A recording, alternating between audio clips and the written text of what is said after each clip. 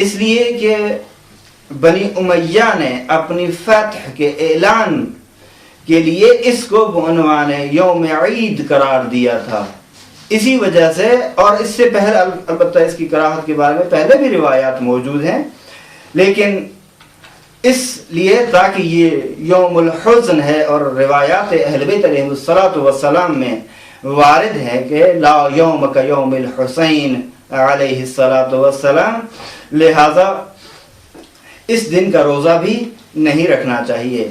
کہتے ہیں کہ یوم العرفہ کا روزہ بھی بعنوان مکروہ ہے، اگر اس صورت میں مکروہ ہے چونکہ پہلے ہم بیان کر چکے ہیں کہ 9 ذی الحج کا روزہ جو کہ یوم العرفہ کا روزہ ہے وہ اس وقت مستحب تھا جب اس روزے رکھنے کے سبب سے وہ دعائیں جو اس دن مأثور اور منقول ہیں ان کے پڑھنے سے مانع نہ ہو تو مستحب ہے، اگر مانع ہو جائے تو مکروہ ہے۔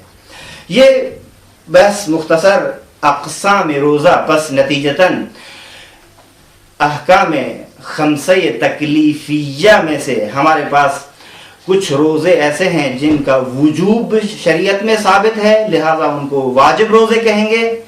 کچھ یوم اور ایام ایسے ہیں جن کی حرمت شریعت میں ثابت ہے، لہذا ان کو حرام روزے کہیں گے۔ کچھ روزے ایسے ہیں یا کچھ ایام اسلام میں ایسے ہیں جن ایام میں روزہ رکھنا مکروہ ہے، لہذا ان کی کراہت ثابت ہو جائے گی۔ اور کچھ ایام بلکہ اغلب ایام سال میں ایسے ہیں جن میں روزہ رکھنا مستحب ہے۔ ان کا بیان ہو چکا، اب آتے ہیں ہم کہ روزے کی نیت کیسے کی جائے۔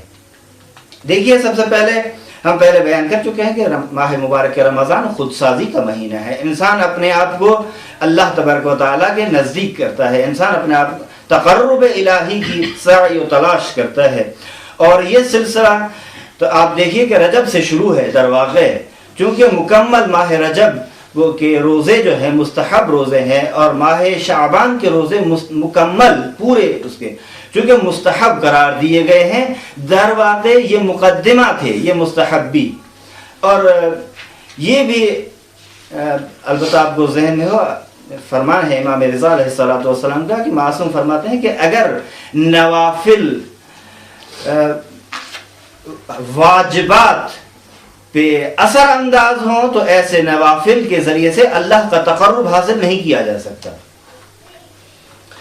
اب آتے ہیں روزے کی نیت۔ کہتے ہیں دیکھیے، روزہ ایک ایسی عبادت ہے جس کو اللہ کے فرمان کی اطاعت اور فرمانبرداری کی نیت سے بجا لانا چاہیے۔ دوسرے نمبر پر کہتے ہیں کہ دیکھیے، انسان ہر رات مہینے رمضان المبارک کی ہر رات دوسرے آنے والے دن کے لیے اسی دن کی نیت کر سکتا ہے، لیکن بہتر یہ ہے کہ جیسے ہی اول ماہ مبارک رمضان ثابت ہو جائے اسی رات تمام ایام کی تآخر نیت کر لے، یہ سب سے بہتر ہے۔ نمبر 3 کہتے ہیں دیکھیے کہ وہ روزہ واجب معین جو ہے، اگر اس میں انسان بغیر کسی عذر کے نماز صبح سے لے کر تاخیر ہو جائے تو کہتے ہیں یہ تاخیر صحیح نہیں ہے۔ آگے چوتھے نمبر پر کہتے ہیں کہ تیسرے نمبر کا مقصد یہ ہوا کہ جو مثال رمضان مبارک کا روزہ معین روزہ ہے نا، اور اس کا تعین بھی ہے، اور یہ روزہ واجب ہے۔ واجب معین روزے میں نیت روزہ کو بغیر کسی عذر کے نہیں مؤخر کیا جا سکتا۔ چوتھے نمبر پہ کہتے ہیں کہ در روزہ واجب معین، مثال کے طور پر وہی ماہ مبارک کے ایام کے روزے جو ہیں، کہتے ہیں وہ عذر کے سبب سے، مثال بھول گیا یا کسی اور سبب سے سفر پر چلا گیا، روزے کی نیت نہ کرے اور وہ کام بھی انجام نہ دے جو روزے کو باطل کرتے ہیں، تو آیا اس دن کا روزہ اس کا صحیح ہے یا نہیں؟ ایک یہ سوال ہے۔ دوسرا سوال یہ ہے کہ کیا ظہر تک نیت روزے کی کر سکتا ہے یا نہیں کر سکتا؟ کہتے ہیں کہ تا ظہر می تواند نیت روزے کند، پس روزہ بھی صحیح ہے اس کا اور ظہر تک اس کی نیت بھی کر سکتا ہے۔ 5ویں نمبر پر کہتے ہیں کہ لازمی نہیں ہے، واجب نہیں ہے، ضروری نہیں ہے کہ زبان کے ساتھ روزے کی نیت کرے، بلکہ یہی مقدار کافی ہے کہ انسان اللہ تبارک و تعالیٰ کے فرمان کی اطاعت کرتے ہوئے اذان صبح سے اذان مغرب تک تمام ان کاموں سے پرہیز کرے جو روزے کو باطل کرتے ہیں۔ اگر یہی نیت ہو، یہی ذہن میں ہو تو اتنا ہی کافی ہے۔ اب یہاں تک خود روزے کی تعریف، روزے کے اقسام اور نیت روزہ بیان ہو چکے۔ اب آتے ہیں کہ کون کون سے امور ہیں۔ بار بار آپ یہی کہہ رہے ہیں کہ کچھ ایسی چیزیں ہیں جن سے روزہ باطل ہو جاتا ہے، کچھ ایسے امور ہیں جن کے انجام دینے سے روزہ باطل ہو جاتا ہے، تو ان کا نام ہے مبطلات صوم۔ مبطل، یہ اس میں فاعل کی صورت میں مبطلات، کہتے ہیں کہ روزہ دار کو اذان صبح سے لے کر مغرب تک کچھ کاموں سے پرہیز کرنا ہے۔ اگر ان میں سے کسی ایک کو انجام دیا، البتہ عالماً عامداً، یہ قید نہیں لگائی انہوں نے، جو کہ بعض اوقات ایسا ہوتا ہے کہ بھول کر انسان کھا پی لیتا ہے تو روزہ اس سے باطل نہیں ہوتا، لیکن یہاں یہ قید ہونی چاہیے۔ اگر ان میں سے عبارت یہ ہے، دیکھیے، اگر یہ کہ اذان ہر انجام دہد روزش باطل می شود، نہ اطلاق کے طور پر بلکہ مقید کر کے یوں کہیں، اگر عالماً عامداً ان میں سے کسی ایک کو انجام دے گا تو اس صورت میں اس کا روزہ باطل ہو جائے گا۔ کہتے ہیں مجموعاً وہ کام جو روزے کو باطل کرتے ہیں ان کا نام ہے مبطلات صوم، مبطلات روزے۔ ان میں سے یہ ہیں، سب سے پہلے کھانا اور پینا، ٹھیک ہے۔ دوسرے نمبر پر کہتے ہیں رساندن غبار غلیظ بحلق، حلق تک غلیظ غبار کو پہنچانا۔ اچھا، تمام سر کو پانی کے نیچے لے جانا۔ پیغمبر صلی اللہ علیہ وآلہ وسلم اور خداوند متعال کی طرف نسبت دینا جو ثابت نہ ہو، لہذا یہ چونکہ جھوٹ باندھنا ہو جائے گا، یہ بھی روزے کو باطل کرتا ہے۔ طے کرنا اور ہم بستری کرنا، استمناء کرنا، جنابت کی حالت میں اذان صبح تک باقی رہنا اور شیاف وغیرہ عمل۔ کہتے ہیں کہ اب ان کی مختصر وضاحت بھی ہونی چاہیے کہ آیا مطلقاً کھانا اور پینا، لیکن یہاں یہ قید ذکر کر رہے ہیں۔ خوردن و آشامیدن صفحہ نمبر 212 میں ہے۔ خوردن و آشامیدن سب سے پہلے کلن، اس میں انہوں نے 5 مسئلے بیان کیے ہیں، یعنی 5 حکم ہیں در واقع۔ پہلا حکم یہ ہے کہ اگر روزے دار یعنی صائم شخص جان بوجھ کر کوئی چیز کھائے یا پیے تو اس کا روزہ باطل ہے۔ لہذا میں نے بھی اسی وجہ سے وہ قید ذکر کی کہ اطلاق صحیح نہیں ہے۔ نمبر 2، اگر کوئی شخص دانتوں میں کچھ غذا کے ٹکڑے رہ جاتے ہیں، کہتے ہیں جان بوجھ کر اگر ان کو اندر لے جائے گا اور تو اس کا روزہ باطل ہو جائے گا۔ مثلا فرض کریں خلال نہیں کیا، مسواک نہیں لگایا، کچھ کھانا دانتوں میں رہ گیا ہے، کچھ اس کے ٹکڑے رہ گئے ہیں، اگر وہ عالماً اور عامداً یہ جانتے ہو کہ یہ روزہ ہے اور روزے کو باطل کرتا ہے، اگر یہ اندر لے جائے گا تو اس کی صورت میں روزہ اس کا باطل ہو جائے گا۔ نمبر 3 کہتے ہیں کہ فرو بردن آب دہان روزہ باطل نہیں کند ہر چند زیادہ۔ دیکھیں کبھی کبھی انسان کے منہ میں پانی ہوتا ہے، کہتے ہیں کہ چاہے وہ زیادہ ہی ہو لیکن اس کو اگر نیچے لے جائیں گے تو روزہ آپ کا باطل نہیں ہوگا۔ نمبر 4 کہتے ہیں کہ روزہ دار اگر بھول کر یعنی نہیں جانتا کہ وہ روزے سے ہے، کوئی چیز کھا لے یا کوئی چیز پی لے تو اس صورت میں اس کا روزہ باطل نہیں ہوتا۔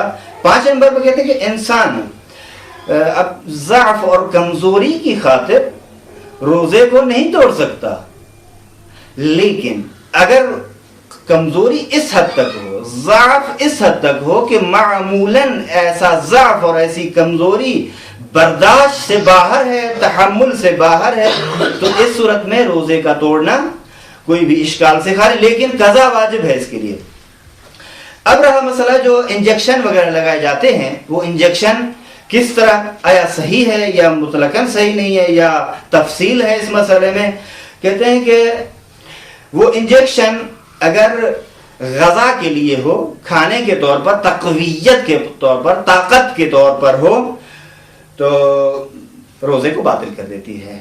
اگر یہ کھانے کے طور پر نہ ہو، اگر وہ عنوان غذا نہ ہو، اگر وہ عنوان تقویت اور نیرو اور قدرت نہ ہو تو اس صورت میں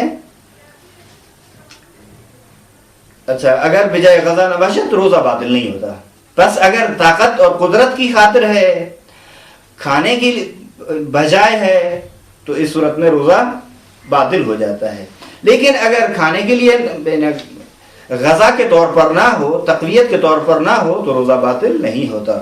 یہاں اسٹار لگا کر نیچے یوں لکھتے ہیں، تھوڑا سا اختلاف فتویٰ میں ہے، وہ دیکھیں یہ ہے آیت اللہ خامنئی: احتیاط واجب یہ ہے کہ روزے دار از استعمال آمپولهای مقوی یا مغذی، طاقت دینے والی انجیکشنیں یا غذا کی صورت میں استعمال کی جانے والی انجیکشنیں، وہ ہر آمپولی کے اور ہر وہ انجیکشن جو رگ میں تزریق کی جائے، نیز کہتے ہیں کہ وہ ڈرپیں، وہ سرم بھی استعمال نہیں کرنا چاہیے ان کا، جو وہ عنوان مقوی یا مغذی ہوتی ہیں. لیکن وہ دوا کے طور پر استعمال کی جانے والے انجیکشنیں مسئلہ نہیں ہے. وہ اگرچہ انسان کو بے حس بھی کر دیں تو بلا معنی ہے، اشکال نہ دارد، مانعی نہ دارد. یہ حاشیے میں تھا. لہذا احتیاط واجب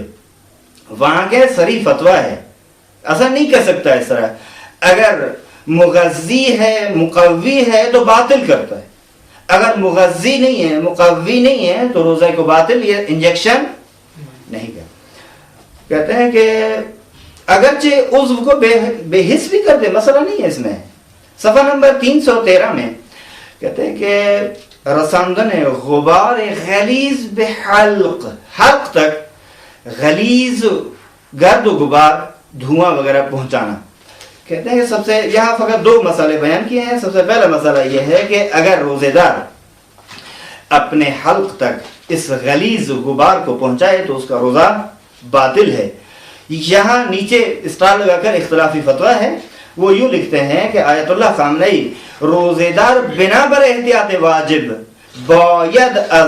باید غبار غلیظ را مانند غباری که از جارو کردن زمین خالی برمی خیزد فرو ندهد. احتیاط واجب کی بنا پر وہ غلیظ غبار جو مٹی وغیرہ پر جھاڑو لگانے کی صورت میں وہ غبار اوپر ہوتا ہے، تو اس صورت میں کہتے ہیں کہ یہ غبار اندر نہ لے جائے، حلق تک نہ پہنچائے. کہتے ہیں کہ ہم چنین دودھ سیگار، دیکھیں ایک مرتبہ سگریٹ کا دھواں وہ آپ اندر اپنے لے جا رہے ہیں. کہتے ہیں کہ بنا بر احتیاط واجب روزہ باطل بھی کون ہے. برعکس بعض اور فتویٰ ہے کہ یہ دھواں روزے کو باطل نہیں کرتا. بہرحال چونکہ ہمارا مقصد اختلاف فتاوی یہاں ذکر کرنا نہیں ہے، جس حد تک اس کتاب میں اختلاف فتویٰ کی طرف اشارہ کیا گیا ہے اسی حد تک بیان کرنے کا مقصود اور مطلوب ہے. اب دوسرا جو حکم بیان کر رہے ہیں وہ یہ ہے کہ مندرجہ ذیل ایسے مقامات ہیں جن مقامات میں روزہ باطل نہیں ہوتا، یا یہ غبار غلیظ روزے کو باطل نہیں کرتا. مثلا کہتے ہیں کہ غبار غلیظ نہ ہو، یعنی غبار ہے ہلکا ہے، زیادہ غلیظ نہیں ہے تو ٹھیک ہے، وہ روزہ باطل نہیں ہوتا. حلق تک نہیں پہنچ سکتا، مثلا فقط بے داخل دہان بے رسد، منہ تک ہے پہنچا ہے لیکن نیچے حلق تک نہیں گیا. اچھا بے اختیار، اب یہاں بے اختیار سے ہم سمجھ رہے ہیں کہ وہاں بھی عالماً اور عامداً کی قید ہونی چاہیے. تو بس پہلے میں بھی کھانے اور پینے میں بھی عالماً عامداً کی قید ہونی چاہیے اور اس مسئلے میں بھی عالماً عامد کی قید ہونی چاہیے. لہذا کہتے ہیں کہ اگر بے اختیار یعنی اپنے اس کے اختیار میں نہیں ہے، مجبور ہے کوئی اور شخص، یا کوشش بہت کر رہا ہے لیکن گرد غبار بہت ہے، اس کے باوجود بھی حلق تک پہنچ رہا ہے، بے اختیار اگر حلق تک پہنچ جائے تو مسئلہ نہیں ہے. یا نہیں جانتا کہ روزے سے ہے. میں پھر بھی عرض کر رہا ہوں کہ یہاں مراد